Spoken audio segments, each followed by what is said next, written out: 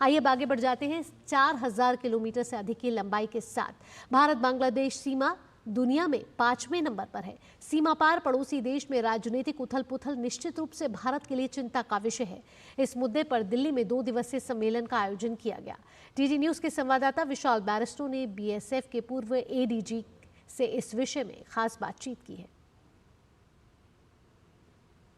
बांग्लादेश में जो political turmoil हुआ है उसका क्या असर पड़ रहा है भारत के ऊपर, और किस तरह से बॉर्डर को मैनेज करने के लिए चैलेंजेस आ रहे हैं या हैं चैलेंजेस, इस पर बात करने के लिए मेरे साथ है बीएसएफ के पूर्व एडीजी। आइए हम उनसे बात करते हैं और जानते हैं श्री एसके सूद। सूद साहब, ये बताइए कि किस तरह से जो अब पूरी तरह से माहौल बदल गया है, सिचुएशन चेंज हो गई है बांग्लादेश में, क्या ये बीएसएफ के लिए चैलेंज है?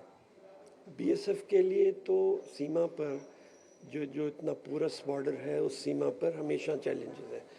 कुछ देर के लिए जब अगस्त में रिजीम चेंज हुआ था तो जो लोग भारत में आने की कोशिश कर रहे थे उनके नंबर्स में इंक्रीज हुआ था, परंतु अब वो पहले जैसा ही नॉर्मल सिचुएशन हो गई है।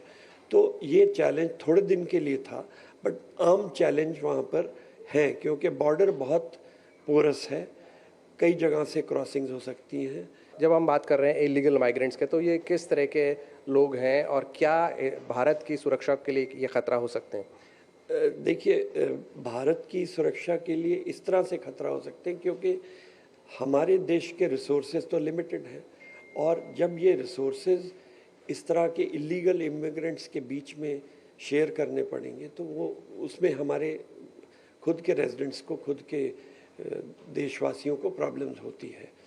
और जो इनका कंपोजिशन है वो माइनॉरिटीज़ मेजॉरिटी दोनों प्रकार के कंपोजिशन है, और हमें लगा उसमें ये लगा कि ये लोग अपनी इकोनॉमिक प्रॉस्पेरिटी के लिए आने की कोशिश करते हैं आमतौर पर।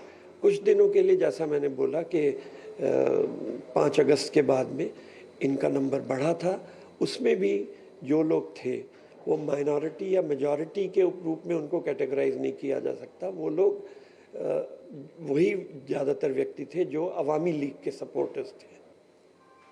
तो आपने सुना श्री एसके सूद से, इनका कहना है कि हालात बदले हैं, चैलेंजेस भी बढ़े हैं, लेकिन हमारी जो फर्स्ट लाइन ऑफ डिफेंस है, सीमा सुरक्षा बल, हर चैलेंज के लिए तैयार है। कैमरामैन सुमन के साथ मैं विशाल बैरिस्टो, डीडी न्यूज़ दिल्ली।